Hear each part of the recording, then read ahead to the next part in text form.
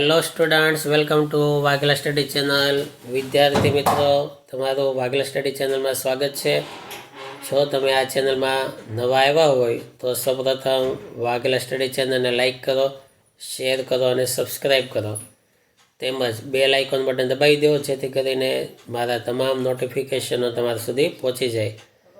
હવે આર્ટ્સ માટેનો વિષય ભૂગોળ, તેનું સોલ્યુશન આપણે કરીએ છીએ. તેમાં અત્યાર સુધીમાં વિભાગ એ, બી અને સીના સોલ્યુશનો અપાઈ ગયા છે. આજે વિભાગ ડીનું સોલ્યુશન, તેમાં પ્રકરણ પહેલું, તેમાં જો આ પેરેગ્રાફ છે તેના સવાલ જવાબ નીચે 3 સવાલો છે. ભૂગોળ માટે સૌપ્રથમ કયો શબ્દ કોણે અને ક્યારે પ્રયોજ્યો હતો? જવાબ: ભૂગોળ માટે જિયોગ્રાફી શબ્દ સૌપ્રથમ ઈસવીસન પૂર્વેની 2જી સદીમાં ગ્રીક ભૂગોળવિદ ઇરેટોસ્થિનીસે પ્રયોજ્યો હતો. બીજો સવાલ છે, જિયોગ્રાફી શબ્દ કયા કયા શબ્દ પરથી બન્યો છે અને તેનો અર્થ શું થાય? તો એ ટીક કરેલો છે કે લેટિન ભાષાના જીઓનો અર્થ પૃથ્વી અને ગ્રાફિયા એટલે વર્ણન કરવું. ભૂગોળ એટલે પૃથ્વીનું વર્ણન કરનાર વિજ્ઞાન. અને આ ત્રીજો જવાબ છે. હવે બાકીના સવાલના જવાબ લઈએ આપણે. તો જો પહેલો સવાલ હતો કે માનવ ભૂગોળ વિશે ટૂંક નોંધ લખો. તો તેનો આ જવાબ: પ્રકૃતિ અને માનવીના પરસ્પરના સંબંધોને કારણે ગામડા, કસ્બા, શહેરો, દેશ, કારખાના, સડકો, રેલમાર્ગો, રહેઠાણ વગેરેના સાંસ્કૃતિક લક્ષણો કે વિશેષતાઓ તથા તેમના વિતરણનો અભ્યાસ માનવ ભૂગોળમાં થાય છે. સવાલ બીજો, ભૌતિક ભૂગોળના પેટા વિભાગો જણાવી તેમનું ટૂંકમાં વર્ણન કરો. તો 5 પેટા વિભાગો છે: ભૂસ્વરૂપ વિજ્ઞાન, આબોહવા વિજ્ઞાન, સમુદ્ર વિજ્ઞાન, જમીન વિજ્ઞાન, જળ વિજ્ઞાન. સવાલ 3, ભૂગોળની મુખ્ય પ્રશાખાઓ વિશે જણાવો. જો આટલી પ્રશાખાઓ છે.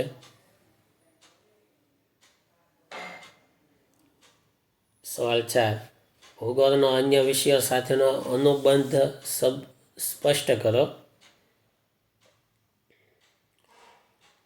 જો આ રીતે તો અહીંયા સુધી.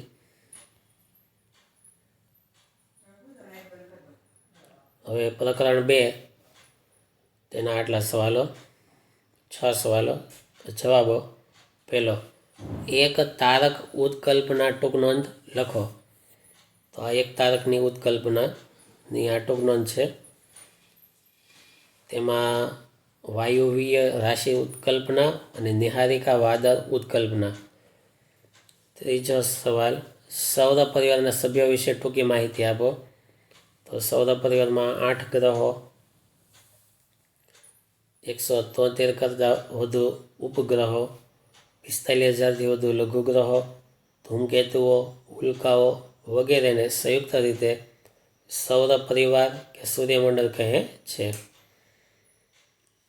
તેમાં સૂર્ય, ધૂમકેતુઓ, આ બધા ગ્રહો, બુધ, શુક્ર, પૃથ્વી, મંગળ, ગુરુ, શનિ, યુરેનસ વગેરે. સૂર્ય વિશે ટૂંક નોંધ તૈયાર કરો.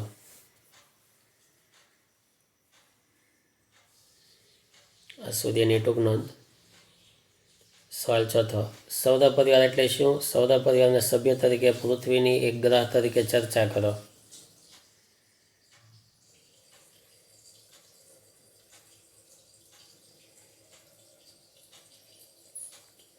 પાંચમો સવાલ, નિહારિકા વાદ સમજાવો.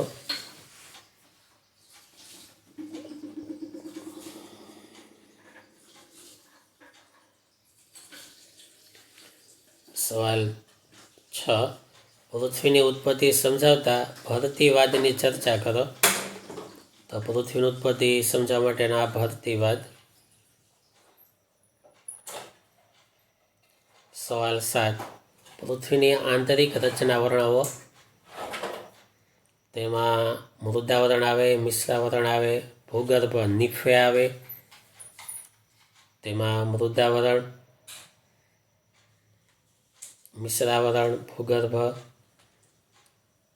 પ્રકરણ 5 તેના સવાલો. એમાં પેરેગ્રાફ આપેલો છે, તેમાં જો જવાબ ટીક થયેલા છે, 1 કરેલું છે તે પહેલો જવાબ, 2 કરેલું છે પ્રથમ શ્રેણીના ત્યાંથી બીજો જવાબ, અને 3 કરેલું છે ત્યાંથી ત્રીજો જવાબ અસ્તિત્વમાં આવ્યા સુધી. હવે બીજા સવાલના જવાબ. પહેલો, ખંડ પ્રવાહન સિદ્ધાંત ચર્ચો.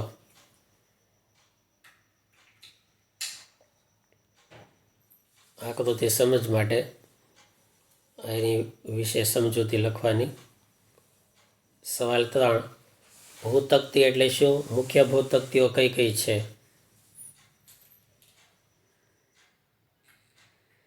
સવાલ બીજો, ભારતીય ભૂતક્તિનું સંચાલન સમજાવો.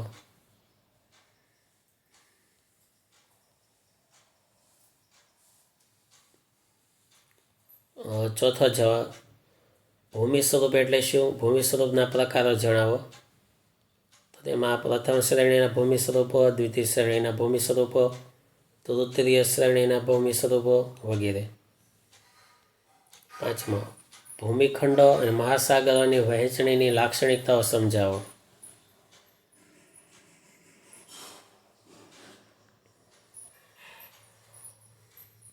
સવાલ 6, પ્રકરણ 6 તેના આટલા સવાલો. તેમાં એક આ પેરેગ્રાફ છે અને આ સવાલ છે કે પ્રસ્તુત ખડકોના મુખ્ય પ્રકાર કેટલા છે, ક્યાં ક્યાં? 3 પ્રકારો છે. પહેલું ખડક પદાર્થ નિર્મિત, બીજું રાસાયણિક પદાર્થ નિર્મિત અને ત્રીજું સેન્દ્રિય પદાર્થ નિર્મિત. સવાલ 2, કયા પદાર્થ નિર્મિતના 3 પ્રકાર છે, ક્યાં ક્યાં? તો ખડક પદાર્થ નિર્મિતના 3 પ્રકાર છે, રેતીના, માટીના અને કાંગ્લોમરેટના. ત્રીજું, સેન્દ્રિય પદાર્થ નિર્મિતના કેટલા પ્રકાર છે, ક્યાં ક્યાં? 2 પ્રકાર છે. પહેલું ચુનારું, બીજું કાર્બનયુક્ત. એ પાછો પેરેગ્રાફ બીજો, તેને જવાબ ટીક કરેલા છે જુઓ. બીજો જવાબમાં ત્રીજામાં આટલું લખવાનું અને પહેલામાં જમીનના પાર્શ્વચિત્રની આકૃતિ છે. હવે પહેલો સવાલ, ખડક એટલે શું? તેના મુખ્ય પ્રકારો સમજાવો.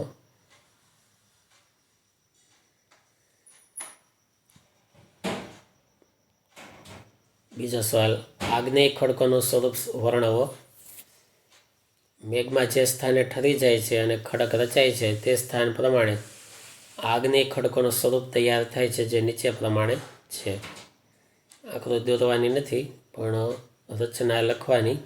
અંતસ્થ અથવા પાતાલીય આગ્નેય ખડકો, મધ્યસ્થ આગ્નેય ખડકો. ત્રીજો સવાલ, જમીન નિર્માણ પ્રક્રિયા સમજાવી તેના મુખ્ય લક્ષણો વિશે સવિસ્તાર નોંધ લખો.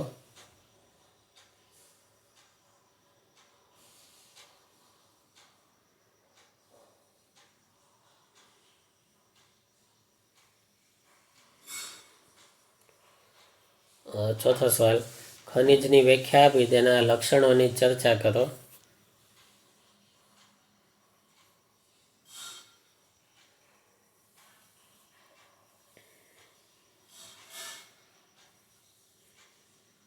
પ્રકરણ 7 તેના આટલા સવાલો. પહેલો જવાબ, પર્વતોનું મહત્વ સમજાવો.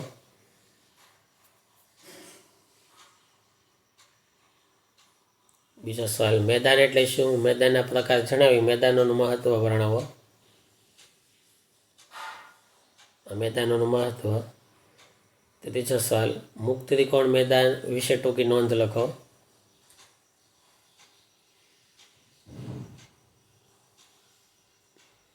ચોથું, ઉચ્ચ પ્રદેશ એટલે શું? તેના પ્રકારો જણાવી આંતર પર્વતીય ઉચ્ચ પ્રદેશ વિશે નોંધ લખો.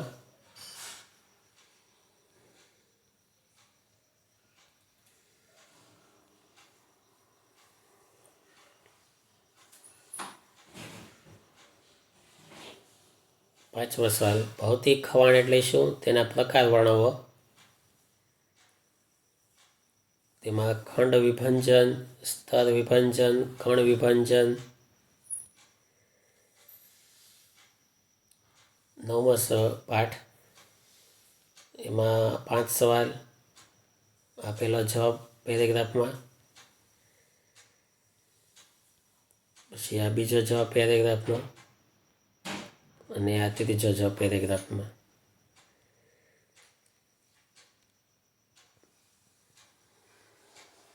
સવાલ પહેલો, તાપમાનનું ઉદ્ભવ વિતરણ સમજાવો.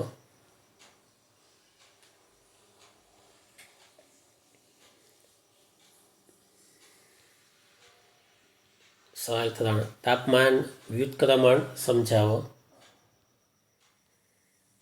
સવાલ બીજો, વાતાવરણની ઘનતા સમજાવો. ચોથો, સૂર્ય વિકિરણો વિશે ટૂંક નોંધ લખો.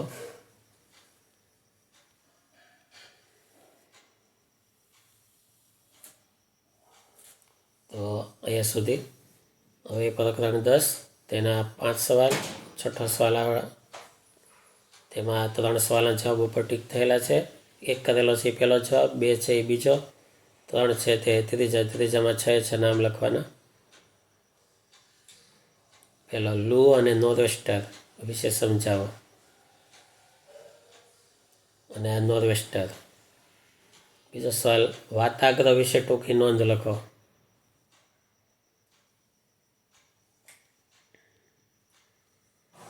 સવાલ 3, મોસમી પવનો વિશે ટૂંક નોંધ લખો. ચોથો સવાલ, ચક્રવાત વિશે ટૂંક નોંધ લખો.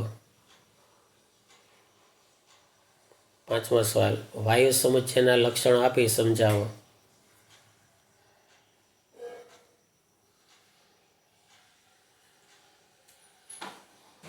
હવે પાઠ 12, તેના 5 સવાલ. પછી આ છઠ્ઠો સવાલ, તેના પ્રશ્નો, આ એના જવાબો છે આમાં ટીક કરેલા.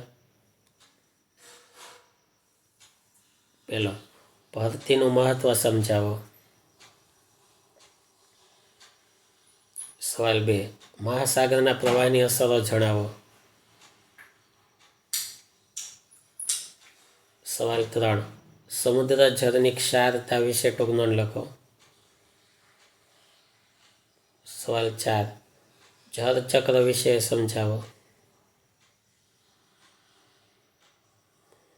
સવાલ 5, ગહન સમુદ્રના મેદાનો વિશે સમજાવો.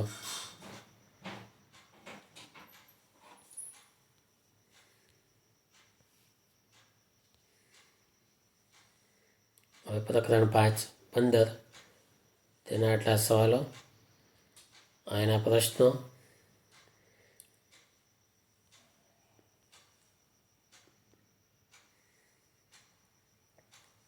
નકશાનો મુખ્ય પ્રકાર કેટલા છે, ક્યાં ક્યાં?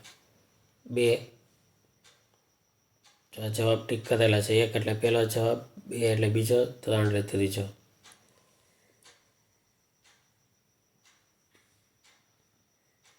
પહેલો સવાલ, નકશાના પ્રકાર વિશે માહિતી આપો.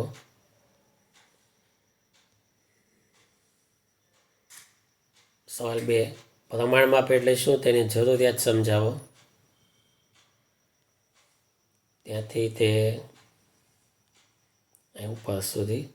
ત્યાંથી સવાલ 3, નકશાનું મહત્વ વર્ણવો.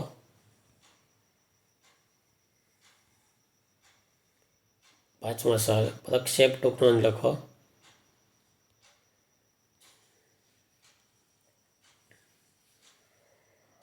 ચોથો, આલેખાત્મક માપપટ્ટી સમજાવો.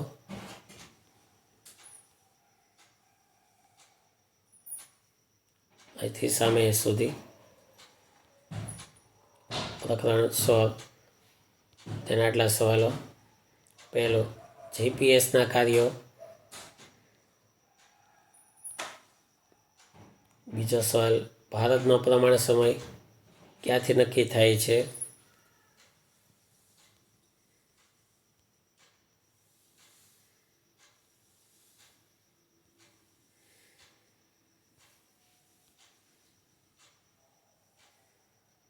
સવાલ 3, જિયોગ્રાફિક ઇન્ફોર્મેશન એટલે કે GIS વર્ણવો.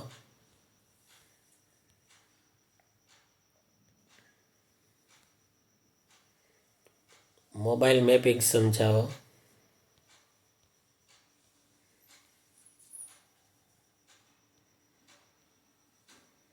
સવાલ 5. સ્થાનિક સમય ટૂંકનો લખો.